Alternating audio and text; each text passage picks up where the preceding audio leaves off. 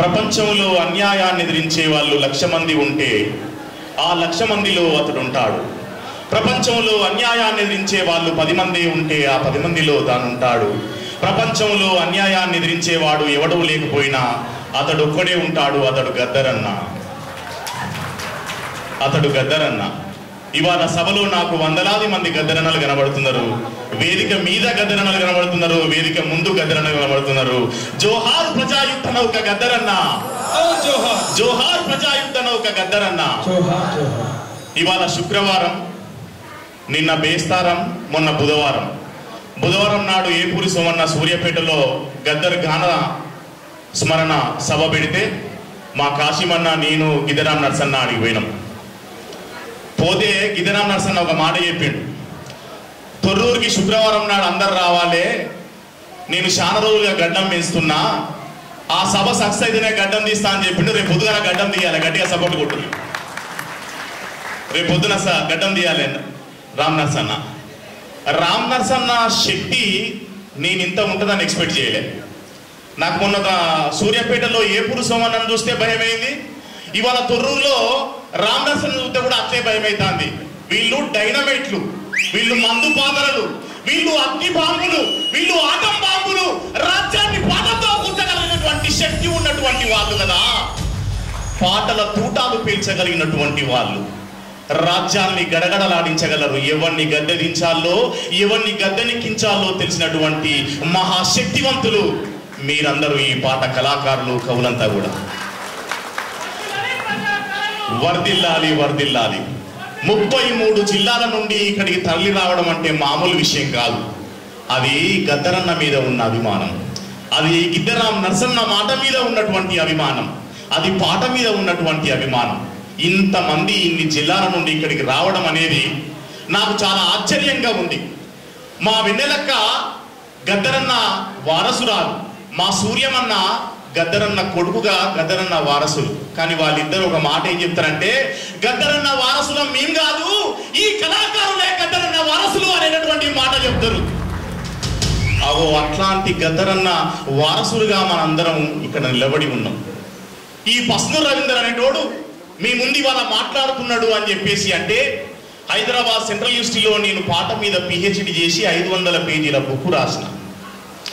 కళాకారుల చరిత్ర కాలగర్భంలో కలిసిపోవద్దు, కళాకారుల చరిత్ర యూనివర్సిటీ మెట్లెక్కాలి, కళాకారుల చరిత్ర అమెరికా దాకా ఎక్కాలి, కళాకారుల చరిత్ర రాజ్యాధికారం దాకా పోవాలి అనేటటువంటి పట్టుదలతోటి మా అయ్య అనారోగ్యంతో మంచాన పడ్డా సరే నేను పాట మీద పరిశోధనని వదిలిపెట్టలేదు. అది నా కమిట్మెంట్. గద్దరన్న తోటి చాలా సుదీర్ఘమైన అనుబంధం మా కాశీమన్నకు, మా అందరికీ. గద్దరన్న జీవితం ఎక్కడ మొదలైంది అని తెలుసుకుంటే చాలా ఆశ్చర్యం అనిపిస్తుంది. గద్దరన్న జీవితం ఎందుకు తెలుసుకోవాలి? ఇవాళ గద్దరన్న యొక్క అవార్డు తీసుకుంటున్నాము అని చెప్పేసి అంటే కేవలం సిరిసిల్ల తువాల కప్పుకొని పోవడానికో, పెంబర్తి షీల్డ్ తీసుకొని పోవడానికి మాత్రమే కాదు. గద్దరన్న స్ఫూర్తిని గుండెల నిండా నింపుకొని రేపు ప్రజల కోసం పదవానికి మళ్ళీ అంకితం కావాల్సినటువంటి అవసరం ఉంది. కాబట్టి వాళ్ళ గద్దరన్న అవార్డు తీసుకున్నానికి వచ్చినాం. గద్దరన్న అవార్డు తీసుకుంటే గద్దరన్న చరిత్ర తెలుసుకోవాలి. గద్దరన్న ఇవాళ తరాలకు సరిగా తెలవకపోవచ్చు, కానీ గద్దరన్న జీవితాన్ని 3 భాగాలుగా చూడాలి. గద్దరన్న విప్లవోద్యమంలోకి రాకముందు మనలాగే జానపద పాటలు పాడుకుంటూ జీవించినటువంటి ఒక మహా కళాకారుడు. కాశీమన్న చెప్తాడు, మన సూర్యాపేటలో అద్భుతమైన క్లాస్ చెప్పిండు కాశీమన్న. పాఠం చెప్పినట్టే గద్దరన్న జీవితాన్ని ఎక్కడ మొదలుపెట్టి ఎక్కడి నుండి ఎక్కడికి తీసుకొచ్చి ఎట్లా అర్థం చేసుకోవాలి అనేటువంటి విషయం మనకు తెలియాలి. గద్దరన్న 1970లో 72లో హైదరాబాద్లో బి నరసింహరావు అనేటైనే ఆర్ట్ లవర్స్ అనేటటువంటి ఒక సంస్థను స్థాపించిండు. శ్రీకాకుళం ఉద్యమము నడుస్తున్నటువంటి కాలంలో తెలంగాణ గడ్డ మీద కూడా తెలంగాణ సాయుధ రైతాంగ పోరాటం జరిగింది కదా. ఆ పోరాటాన్ని పాట రూపంలో కొనసాగించాలి అని చెప్పేసి అన్నప్పుడు మనం కూడా ఇక్కడ ప్రజల్ని ఎడ్యుకేట్ చేసేటటువంటి పని పెట్టుకోవాలి అని చెప్పేసి ఆనాడు ఆర్ట్ లవర్స్ అనే సంస్థను స్థాపిస్తే గద్దరన్న పాట రాసుకొని పోయిండు అక్కడికి. నేను పాటలు రాస్తా, నా పేరు గుమ్మడి విఠలరావు అని చెప్పిండు ఒక 19-20 ఏళ్ల యువకుడు. చెప్తే ఏం రాస్తావో పాడు అని చెప్పేసి అంటే జానపద గేయాలు వాడితే, ఇవి కాదు విఠలు, నువ్వు వాడాల్సింది గద్దరన్, నువ్వు వాడాల్సింది ప్రజల కోసం పాట పాడాలి అని చెప్పి అన్నప్పుడు ఆయన ప్రజల కోసం పాట పాడడం అనేటటువంటి పని మొదలైంది. 1972లో ఆర్ట్ లవర్స్ అనేటటువంటి సంస్థ జననాట్య మండలిగా మారి మనకు మహావాగ్గేయకారుడు గద్దరన్నని అందించింది. గట్టిగా చప్పట్లు కొట్టండి. గద్దరన్న జీవితం ఎంత వినూతనమైంది, ఎంత ఆదర్శనీయమైంది. మనలో చాలా మంది కళాకారులు ఇక్కడ టిఎస్ఎస్ వాళ్ళు ఉన్నారు, తెలంగాణ సాంస్కృతిక సారథి నుండి. వాళ్ళని చూస్తుంటే ఇవాళ నా గుండె తరుక్కపోతా ఉంది. ఇంతకుముందే నేను వ్యాసం రాసిన ఆంధ్రజ్యోతిలో, పాటను వేలం పాట చేస్తారా అని రాసిన. నేను పాటను వేలం పాట చేస్తారా, ఇది ప్రజల పాట కదా, తెలంగాణ పెట్టింది పాట కదా అని చెప్పేసి వ్యాసం రాసిన నేను. అంటే తెలంగాణ నేనే తెచ్చిన, తెలంగాణ మా అయ్య జాగీరు అని అనుకుంటున్నటువంటి చాలా మందికి తెలియని విషయం ఏంటంటే, గద్దరన్న లేకపోతే తెలంగాణ లేదు, పాట లేకపోతే తెలంగాణ లేదు, కళాకారులు లేకపోతే తెలంగాణ రాష్ట్రం రాలేదు అనేటటువంటి విషయాన్ని మనం గుర్తుపెట్టుకోవాలి. చాలా మంది కళాకారులు రామ్ నర్సక్క గురించి చెప్తే నాకు కళ్ళకు నీళ్ళు వచ్చినాయి.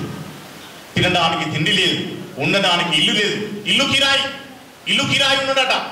గద్దరన్న మన కళాకారులందరికీ ఫోన్ చేసి, బిడ్డ ఎట్లున్నావురా పసునూరి, ఇల్లు కిరాయి కట్టినవా రాను అని చెప్పి అడిగేటోడు. లేదన్నా అంటే, నేను వచ్చి చెప్తారా మీ ఓనర్కి, వాడు చాలా పెద్ద రచయిత, తెలంగాణ రాష్ట్రం నుండి మొట్టమొదటిసారి కేంద్ర సాహిత్య అకాడమీ పురస్కారం తెచ్చుకున్నాడు అయ్యా పసునూరు రవీందరు, జర ఏమన్నా కుర్రీ అని చెప్పి మా ఓనర్ చెప్తాడు గద్దరన్న. అట్లాంటి గద్దరన్న నేను ఆయన ఇంటర్వ్యూ చేయడానికి పోతే ఆయన ఒక మాట చెప్పిండు. ఏం చెప్పిండంటే, తెలంగాణ రాష్ట్రం ఎట్లొచ్చింది అనుకున్నావు ఆ పసునూరి అన్నాడు. అంటే ఎట్లొచ్చిందన్న అన్న అంటే ఆయన చెప్పిండు, నా నెత్తురు దార పోస్తే నేను నెత్తురు చిందిస్తే ఈ రాష్ట్రం వచ్చింది రా అనేటువంటి మాట చెప్పిండు. చాలా గొప్ప మాట. 6 బుల్లెట్లు దిగినాయి గద్దరన్న వెన్నులో.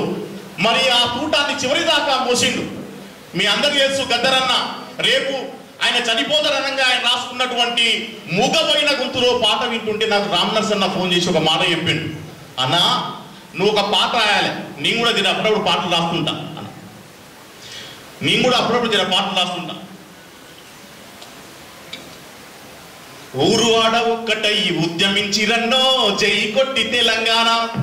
తెలుసా ఈ పాట? అరే ఇయ్యరమయ్యర వాళ్ళు రయ్యిన లేసిండ్రో జై కొట్టు తెలంగాణ. ఊరు ఆడ ఒక్కటై ఉద్యమించిరన్నో జై కొట్టు తెలంగాణ. మెల్లంగా పోరు ఢిల్లీ చేరిందన్నో జై కొట్టు తెలంగాణ. అరే ఇయ్యరమయ్యర వాళ్ళు రయ్యిన లేసిండ్రో జై కొట్టు తెలంగాణ. ఊరు ఆడ ఒక్కటై ఉద్యమించిరన్నో జై కొట్టు తెలంగాణ. మెల్లంగా పోరు ఢిల్లీ చేరిందన్నో జై కొట్టు తెలంగాణ. ఈ పాట రాసినటువంటి రచయితగా నేను గద్దరన్న దగ్గరికి పోతే, ఎంత చక్కని పాట రాసినవరా పసునూరి, తెలంగాణ ఉద్యమంలో నీ పేరుంటది బిడ్డ అని చెప్పేసి అన్నప్పుడు నేను నమ్మలేదు ఆయన చెప్తే. కానీ పాటని పల్లం చేయాలి అన్న మేము యూనివర్సిటీలలో మా థీసిస్లన్నీ చీకటి ర్యాక్లలో నిలిచిపోతా ఉంటాయి తప్ప, ఈ ప్రపంచాన్ని అర్థం చేయించేటటువంటి, ఈ చరిత్రను రికార్డ్ చేసేటటువంటి పని మేము చేయాలి అని చెప్పేసి అనుకున్నప్పుడు మా కాశీమన్న మేము పాట మీద వ్యాసాలు రాసేటటువంటి పని పెట్టుకున్నాం. కళాకారులని ఎక్కడో నర్సంపేటలో మాదన్నపేటలో ఉన్న మా యోచనన్నని కాలజ్ఞాని యోచన అనేటటువంటి వ్యాసం రాసి, యోచనన్న పాటల్ని వెలుగులోకి తీసుకురావాలి అని చెప్పేసి వ్యాసం రాసిన. అట్లా అనేక మంది కళాకారుల మీద, ఏపూరి సోమన్న మీద, గిద్దరాం నరసన్న మీద, వీళ్ళందరి మీద పాటలు వ్యాసాలు రాసి ఈ ప్రపంచానికి పరిచయం చేయాలి అని చెప్పేసి అనుకున్నప్పుడు, జర్నలిస్టులో, లెక్చరర్సో, స్కాలర్సో, పరిశోధకులు ఎవరో ఒకరు పాటకు పట్టం కట్టాల్సినటువంటి అవసరం ఉంది కదా అని చెప్పేసి నేను ఒక 15-20 మంది కళాకారుల మీద వ్యాసాలు రాసినప్పుడు, ఆ వ్యాసాల్ని పోటెత్తిన పాట అనేటటువంటి ఒక పుస్తకం వేసి గద్దరన్న చేతుల మీదుగా నలిగడ్డి శరత్ అధ్యక్షతన సుందరయ్య విజ్ఞాన కేంద్రంలో ఆవిష్కరించినాం. గద్దరన్న అప్పుడు ఒక మాట చెప్పిండు, పసునూరి పాట గతి తప్పుతున్నదిరా, ఇవాళ మీ అందరి మీద చాలా పెద్ద బాధ్యత ఉన్నది. ఈ కళాకారులందరూ ఆకలి కడుపుతో ఉన్నారు, ఈ కళాకారులందరూ అవమాన భారంతో ఉన్నారు. ఆత్మగౌరవం నింపి వీళ్ళని మరొకసారి ప్రజా ఉద్యమంలోకి నడిపించాల్సినటువంటి అవసరం ఉందిరా పసునూరి అనేటటువంటి మాట ఆ రోజు గద్దరన్న చెప్పిండు. కాబట్టి మిత్రులారా, సమయం లేదు కానీ నేను చాలా విషయాలు మీతో మాట్లాడాలని చెప్పేసి ఇక్కడికి రావడం జరిగింది. ఇవాళ గద్దరన్న జీవితాన్ని మనం చూస్తే కేవలం విప్లవోద్యమం దగ్గరే గద్దరన్న ఆగిపోతే గద్దరన్న గొప్పతనం లేదు. కేవలం తెలంగాణ ఉద్యమం దగ్గరే గద్దరన్న ఆగిపోతే గద్దరన్న గొప్పతనం లేదు. కానీ గద్దరన్న కాలంతో పాటుగా నడిచిండు. పొడుస్తున్న పొద్దు మీద నడుస్తున్న కాలమా పోరు తెలంగాణమా అనుకుంటూ తెలంగాణ ఉద్యమానికి ఒక పెద్ద దర్వాజా నిలబడ్డాడు గద్దరన్న. కొట్టుకుని సపోర్ట్లు గట్టిగా. గద్దరన్న తెలంగాణ ఉద్యమానికి ఒక ధూమ్ధామ్ వేదిక మీద మంచం వేసుకొని కూర్చొని ఒకరి తర్వాత ఒకరిని పాటలు పాడిస్తూ భావజాల రంగంలో తెలంగాణ ఎందుకు కావాలో ఎట్లా కావాలో చేసినటువంటి ఒక సందర్భం ఉన్నది. కాబట్టి గద్దరన్న తెలంగాణ రాష్ట్రం వచ్చిన తర్వాత నిద్రపోలేదు.